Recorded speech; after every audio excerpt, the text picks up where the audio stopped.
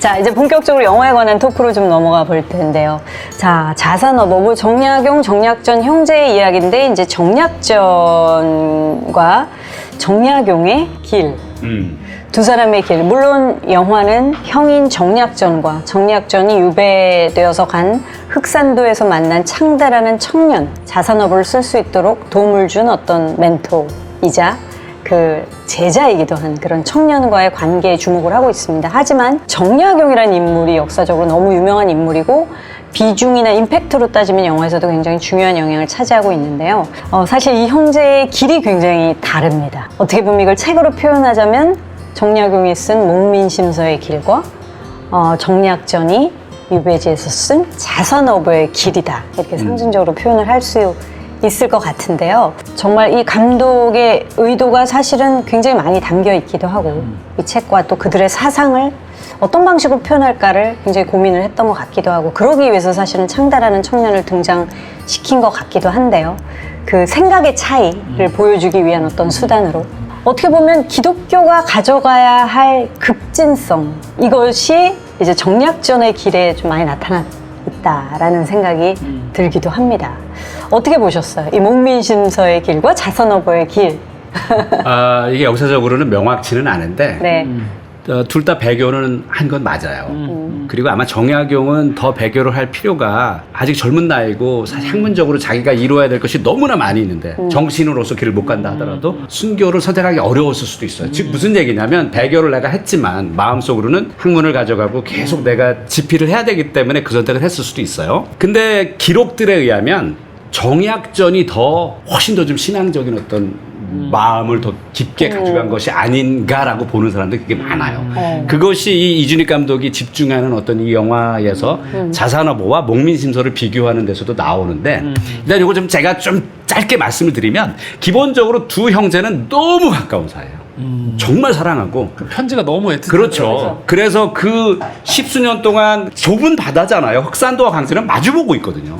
그거를 한 번도 보지 못하는 사이에서 너무나 애틋한 편지들을 많이 주고받았는데 그만큼 둘이 형제로서는 정말 사랑했던 사이예요. 그래서 저도 제 동생과 엄청 사랑하는 사이이기 때문에 제 바로 밑에 동생과 그게 어떤 마음인지 알거든요.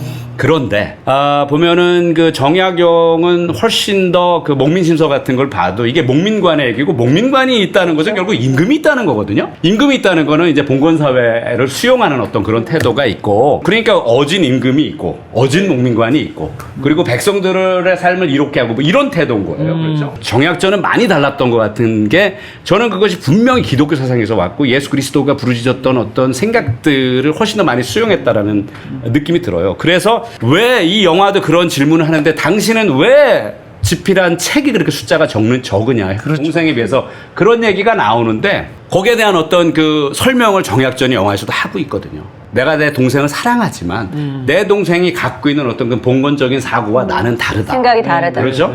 나는 그냥 백성들이 실질적으로 그들의 삶이 좀 이로워지고 그들의 삶이 더 나아지고 윤택해지는 그런 어떤 급진적인 태도. 즉 어떤 봉건사회의 질서를 내가 인정하지 않는 태도의 책을 쓰고 그것이 만약에 바깥으로 드러나서 내가 이미 유배를 와 있는데 이것이 지금 조정에 알려지거나 그러면 내 어떤 식솔들이 살아남을 수 있겠느냐.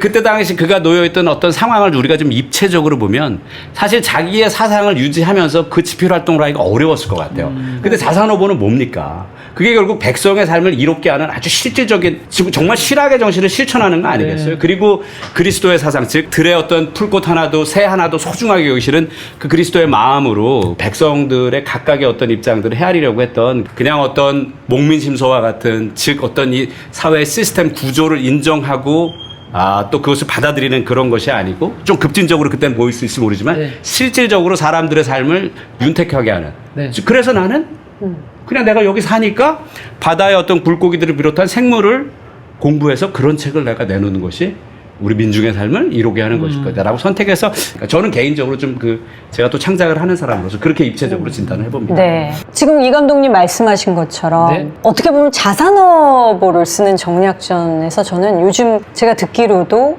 이제 신학도 많은 변천사가 있었잖아요. 근데 우리가 자연도 보호하고 환경도 보호하고 자연과 함께 제가 그 신학의 좀 본질을 몰라서 제가 막 그냥 제가 받은 그 이미지로만 얘기를 드리자면 뭔가 우리가 자연의 일부로서 하나님 창조하시니 자연과 함께 간다.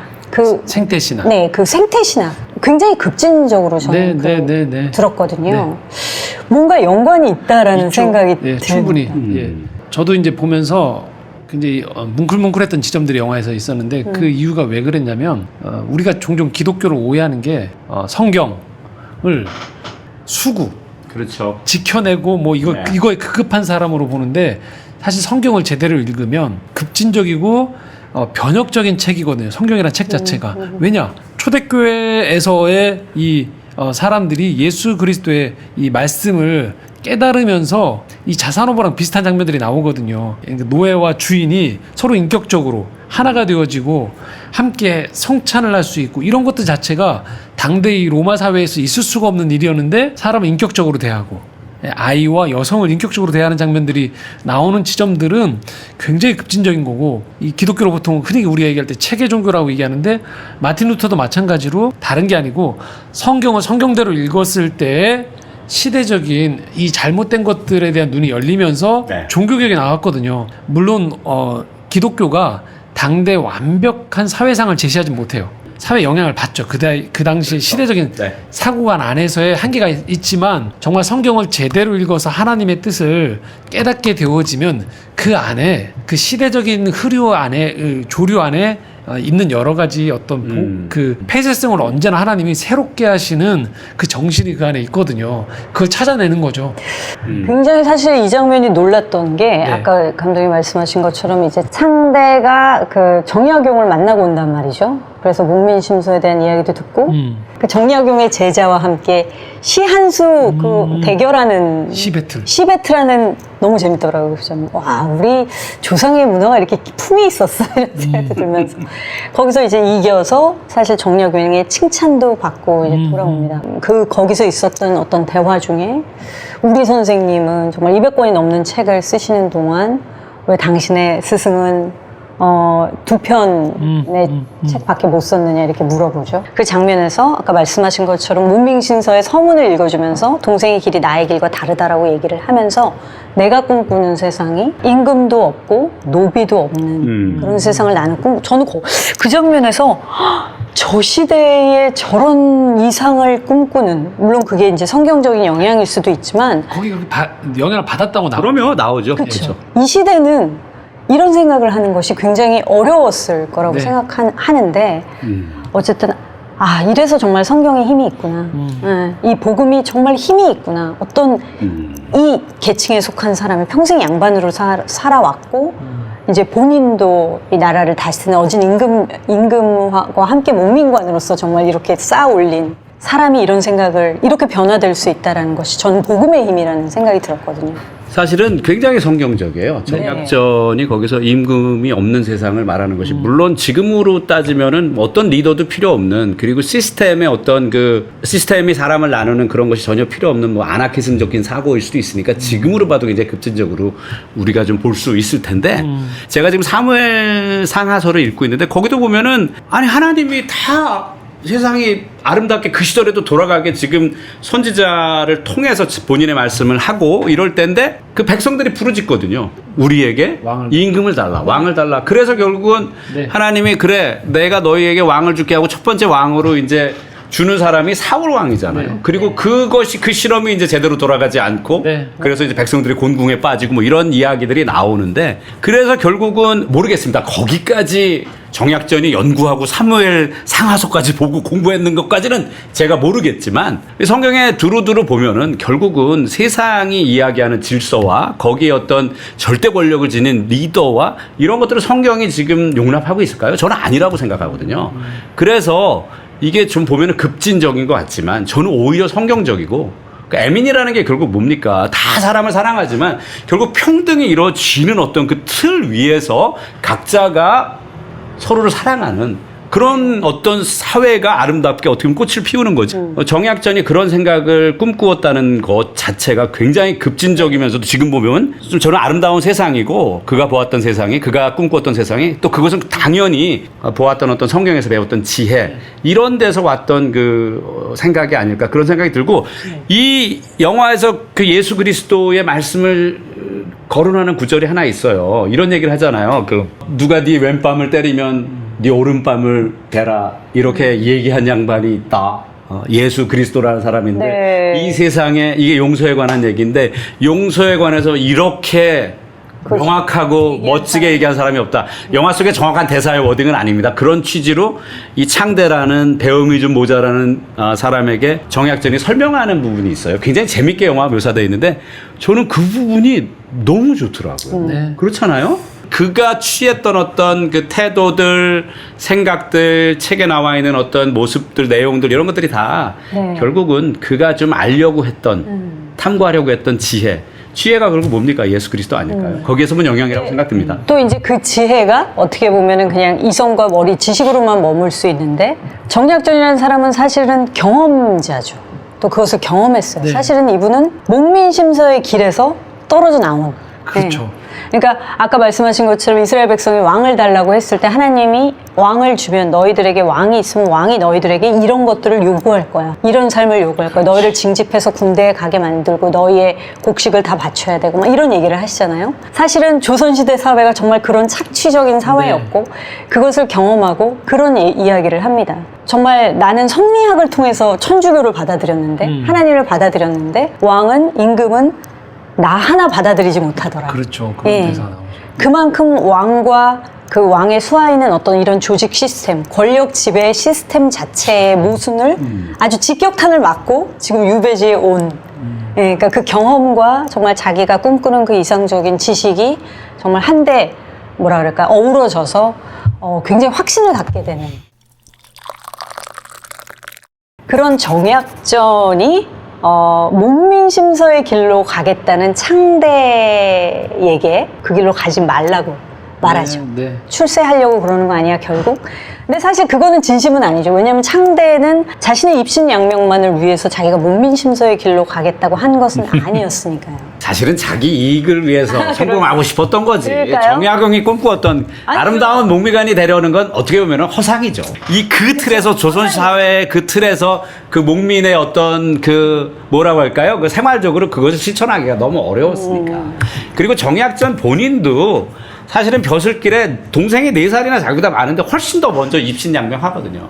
그때 조선 사회에서 그 사회에서 자기도 그 여기에서 벼슬하고 이런 싶은 생각이 없었어요. 그런데 나중에 보니까 어차피 이 틀이 잘못돼도 우리가 지금 놓여있는 조선 사회의 틀이 이거기 때문에 내가 여기에서 사회의 어떤 변화를 가져오는 인물이 되려면 결국 벼슬의 길로 나가야 되는 거예요. 그래서 동생보다 많이 모자라서가 아니고 그래서 처음에는 이 시스템과 같이 가려고 하지 않다가 이 배를 타고 싶지 않았던 거죠. 근데 어쨌든 사회의 아름다운 어떤 역할을 자기가 하기 위해서 결국은 벼슬길에 올랐던 거고. 근데 그거 자체도 살아보니까 그거는 굉장히 짧았잖아요. 여기 유배를 오게 되고 그러면서 이제 자기 밑에서 수학하는 이 창대라는 이 좀 천한 출신의 이 제자를 본 거죠. 그러면서 야 속으로 그랬지 않았을까요? 나도 다 해봤어. 그러니까. 나도 좋은 목미관이 되려고 해봤고 세상을 바꾸려고 해봤고 갔는데 결국 내가 이렇게 되더라. 너도 가봤자 네 생각이 아름답다 하더라도 이런 한계에 부딪힐 거야. 근데 이런 목사님, 생각을 했을 것 같아요. 이게 결국은 자기가 아무리 얘기를 들어도 네네. 자기가 지가 해봐야 돼. 그렇지. 그게 참 그렇죠. 저도 네. 이제 이 영화 보면서 이런 지점들 대사 중 이런 대사가 나오잖아요. 성리학을 창대랑 이제 하는데 창대가 계속 이제 그 정약전이 질문을 많이 하니까 창대가 그만 좀 질문하라고 왜 이렇게 질문이 많냐고 그러는데 질문이 배움이라는 그 네네네네. 단어가 오면서 이런 얘기를 해요. 성리학이 망하게 된 이유 중에 하나가 외우기만 해서 그렇다. 그렇죠. 질문을 해야 되는데 질문을 통해서 근데 그 질문이라는 게 저는 굉장히 의미심장했던 게 저희도 성경을 읽거나 신앙생활하거나 우리가 성경이 아닌 일반 배움에서도 종종 벌어지는 오류가 네. 자꾸 기존의 지식을 우리가 습득하는 것으로 아는 것 자체로 그냥 우리가 자꾸 왜 수능 성적으로 그냥 내가 어느 그 성취를 이뤘다 정도로 내가 많이 알아요. 똑똑해요로 그냥 모든 것들이 그냥 보상받는 사회로 가버리고 기독교 안에서 잘못하면 제가 성경을 많이 읽었어요, 뭘 했어요 이렇게 쌓아두는 쪽으로만. 그러니까 이게 어떻게 보면 우리가 배우고 외운다는 건 사실 제대로 된 질문을 하기 위한 거고, 사회 문제가 있을 때 이걸 단순히 그냥 입을 닫는 문제가 아니고 잘못됐을 때 이거 왜 그렇지?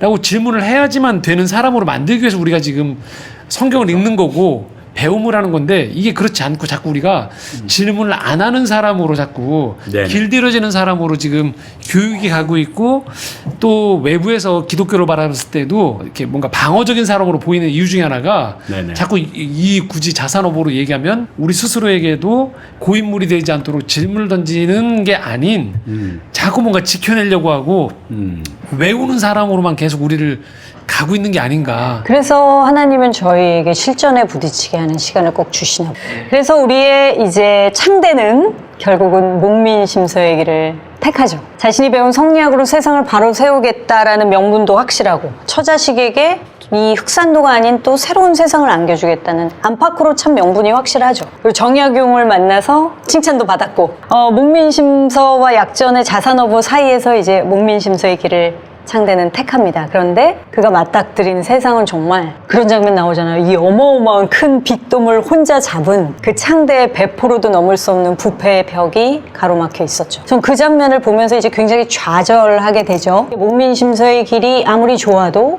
그 길을 갈 수 없게 만드는 세상에 이 지극히 부패하고 타락한 권력의 시스템이 있구나. 어찌 보면 사실은 이 대학에서 저희가 어떤 학문을 배우잖아요. 그 학문에 대한 열정 가지고 회사에 취직해서 이제 사회생활을 시작하는 20, 30대가 느끼는 벽일 것도 같다는 생각을 해보게 됩니다. 그 후기들을 좀 찾아봤는데요. 청년들이 굉장히 공감을 많이 하더라고요. 아, 이 영화에. 예, 창대에 정말 자기를 이입하는 청년들이 굉장히 많았고요. 사실 이건 크리스천 청년들한테도 저희한테도 해당되는, 이제 복음으로 세상을 좀 변화시켜 보겠다는 열정으로 사명의 길, 사역자의 길을 걷기 시작한 많은 크리스천들이, 그렇죠, 전도사님. 세상에 부딪히면 마치 성경에 전도서가 있는 것처럼 이 헛되고 헛되다 모든 것이, 이런 부르짖고 싶은 순간들이 결국에는 맞닥뜨리게 됩니다. 근데 하나님께서 지혜를 이 두 사람의 관계를 통해서 정확하게 젊은 사람들에게 주는 것 같아요. 창대는 아까 말한 것처럼 결국 입신양명이죠. 그게 다 누구나 마찬가지. 우리가 그렇게 하고 싶지 않은 사람이 어디 있어요. 다 성공하고 싶고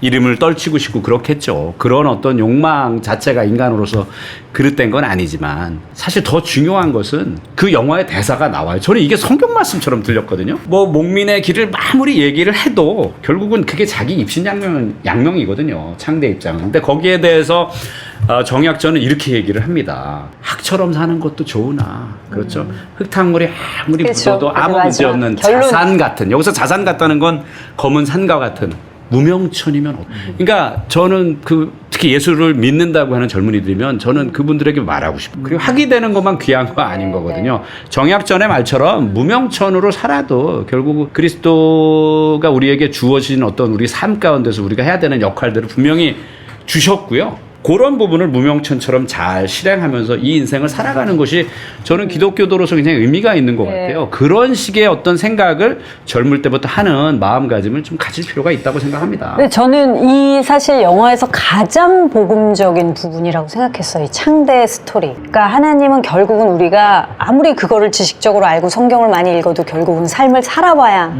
알고 그게 자기화되는 것처럼 이 창대가 그것을 목도하고 이제 치유의 과정을 겪죠. 회복되고 치유되고 어떤 새로운 세계관으로 나아가는 그 스토리가 정말 복음의 모든 인물들이 겪은 이야기라는 생각이 드는데, 서민들의 고통을 목도하고 이제 관리목을 나중에 조르게 되잖아요. 그래서 감옥에 가는 것까지 이어지는 그 좌절하는 장면에서 묘하게도 정약전의 나레이션으로 자산어보를 읊는 대목이 나옵니다. 갑오징어의 뼈는 곧잘 상처를 아물게 하고 새살이 나게 한다. 그러면서 고슴도치 얘기하죠. 이제 성게의 털은 고슴도치 갖고 여기저기 다 찌르면서 꿈틀대고 다닌다. 저 성게의 입에서 새 한 마리가 이렇게 나오는데 그것을 창대의 얘기죠. 근데 저는 이게 너무 신기해서 찾아봤어요. 약간 좀 생뚱맞기도 했고, 왜냐면 파랑새가 나오는 장면이. 근데 이게 실제로 자산어보에 있는 구절이라고 합니다. 이게 밤송이새라고, 정말 그 밤송이나 이런 안에서 새가 자기의 보금자리로 삼고 거기서 이제 길러져서 나중에 날아오르는 그런 일들이 실제 자연 현상에서 일어나는데, 네. 그래서 나중에 파랑새가 되는 그 성게 안에서 키워진 새 새끼가 변해서 파랑새가 되는 장면이 나오죠.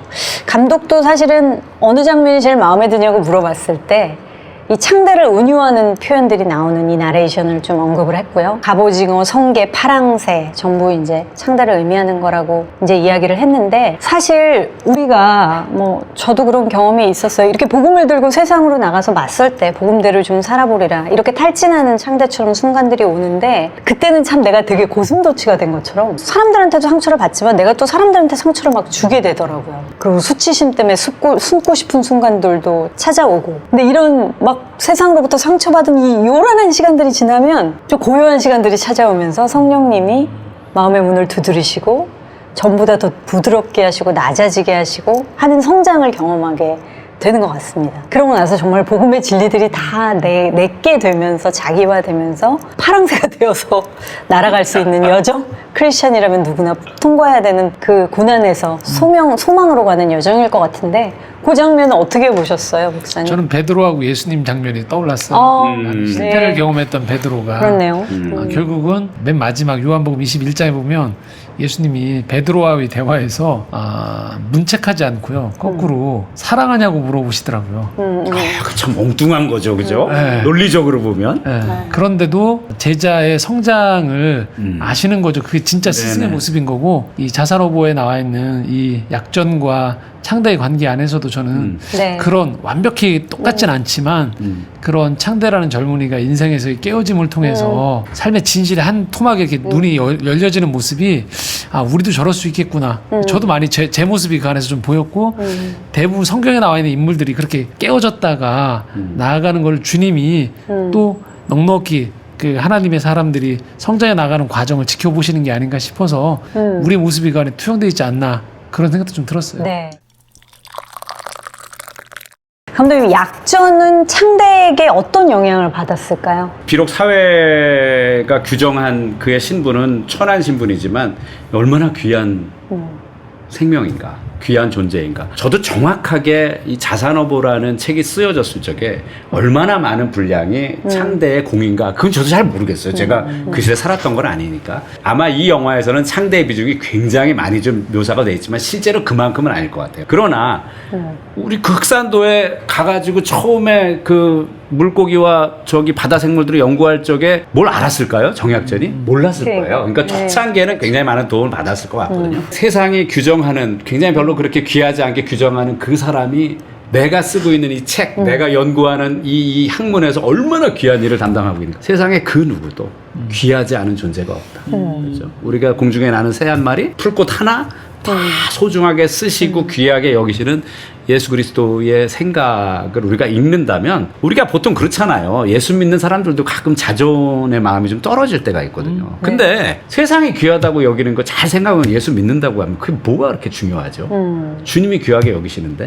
그래서 여기서 사실 좀 감독이 의도적으로, 이건 굉장히 은유적이기도 하지만 흑산에서 자산으로 변화되는 그런 이 영화가 여정이기도 하다, 본인 인터뷰에서도 그렇게 얘기하기도 했고요. 그게 뭐냐, 그러니까 흑산이라고 하면 그냥 그거는 까만색이라고 하더라고요. 이게 한자인데 조금 의미가 좀 다른데, 흑색은 그냥 검정 하나인데 자색은 빨강, 파랑, 노랑을 다 합쳤을 때 되는 검정이다.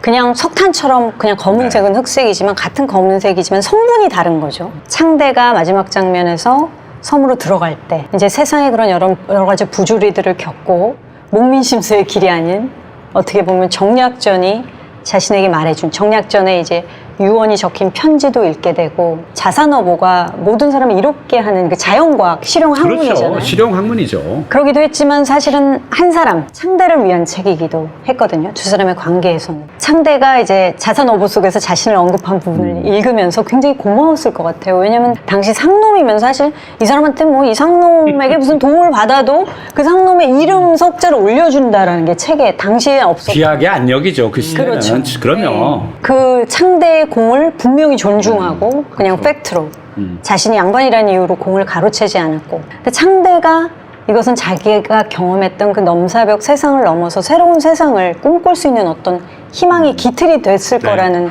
이제 생각이 들어요. 목사님은 이 두 사람이 주고받는 관계를 어떻게 보셨어요?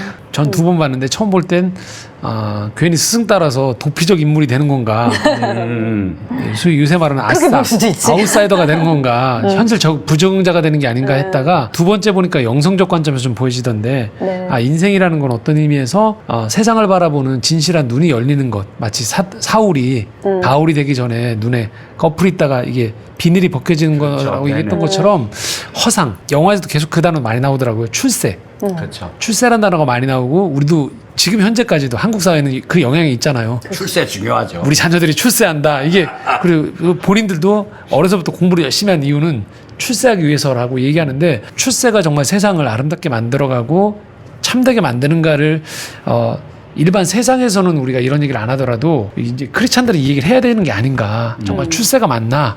왜 괜히 교회에서 누가 출세하면 주님께 영광 돌렸다고 하는데 그거 말고 요즘 간증들은 요즘 나오는 기독교 방송 나오는 간증들은 덜 한 것 같아요. 그래도 많이 성공한 얘기라기보다 나의 아픔을 같이 공유하면서 인생의 어떤 진실을 자꾸 볼 수 있게 눈을 열려주는 부분들이 되게 중요하고 그 면에서 보면 스승과 제자가 상호간에 창대를 통해서도 어떤 그런 실전, 이론이 아닌 실제에 대한 눈을 여는 역할들이 제자를 통해 배운 거고 스승도 네. 제자도 스승이 갔던 외롭지만 고독한 그 그렇죠. 길에 끝까지 갔던 한 스승이 있다는 걸 만났다는 것도 그게 이제 창대 인생에서도 한편으로는 위로가 될 것 같아요. 네. 나는 영원히 아웃사이더가 아닌 왜 예수님이 나를 따라오라고 얘기하신 것처럼 자기 앞서서 그런 진실된 이 생의 고민을 가지고 갔던 스승이 있기 때문에 창대가 다시 네. 흑산도로 들어가는 건 도피가 아니고 그렇죠. 또 다른 자기 완성의 어떤 성숙의 길로 들어가는 여정이 아닌가 싶고 그 길에 스승이 먼저 있었다는 그런 네. 이야기로도 볼 수 있지 않을까 싶어요.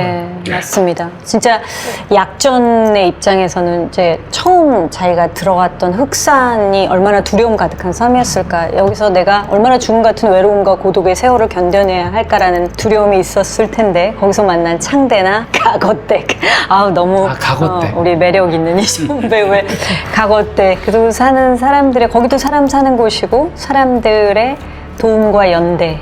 그리고 자연이 주는 그 아름다움과 풍요로움으로 그런 얘기를 하죠. 내가 창대로 인해 어렸을 때 잊어버렸던 순수한 호기심을 되찾았다는 얘기하는데 저는 그것도 굉장히 포인트인 것 같아요. 그러니까 하나님이 우리에게 주신 그 재능의 본질, 은사의 본질, 정말 호기심, 그 삶에 대한 그것을 비로소 어떤 출세와 상관없이 목민심서의 길과 상관없이 순수한 호기심을 가지고 자산어부를 이제 쓰게 되는. 그래서 어떻게 보면 하나님이 창조하신 세계에 더 가까워지는, 하나님 창조하신 이 세상을 재발견하는 일을 하게 되는. 이 세상의 시스템에 뛰어든 뭐 출세의 길은 아니라 할지라도, 그러니까 하나님의 관점에서 보면 굉장히 중요한 일, 하나님 나라의 일을 하게 되는. 우리 창대에게도 진짜 나중에 이 스승이 남긴 편지가 굉장히 큰 영향을 미쳤겠죠.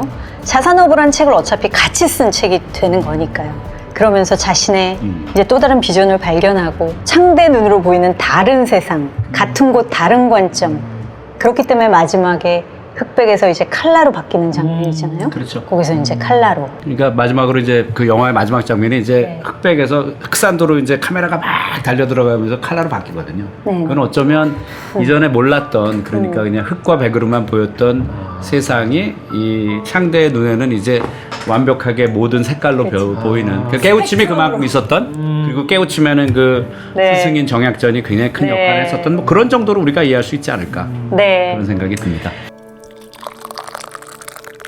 진짜 마무리하겠습니다. 이 약점과 창대는 그렇게 서로에게 흑산에서 자산이 되어가는 여정의 동반자이고 또 흑산을 자산으로 보게 해주는 뮤즈 같은 존재인데 우리가 사실 감독이 의도한 것도 그렇고 우리가 뭐 세상에서 성공가들로 막 달리다 보면 우리는 관계에 대해서는 어쩔 수 없이 소홀하게 될 수밖에 없잖아요. 우리 가족에게도 그렇고. 근데 우리가 서로에게 약점과 창대 같은 존재가 될 수 있는 이유가 주님이 정말 비추시는 빛 때문인 것 같아요. 우리와 먼저 주님이 관계를 맺어주시고 우리를 변화에 이르게 하셔서 창대와 약전의 관계처럼 우리가 이웃과 관계를 또 맺게 하시는 그런 복음의 능력을 저희는 이 영화를 통해서도 봤습니다. 그래서 단어 그대로 이제 이 색채를 스펙트럼으로 보게 되는 것처럼 우리 마음과 정신의 이제 시선이 진리를 향해서 확장되는 그런 삶을 우리도 이제 살게 되기를 바라면서 저희도 일주일을 그렇게 살게 되기를 바라면서 오늘의 시네마 브런치 여기서 마무리하도록 하겠습니다. 감사합니다. 네, 감사합니다.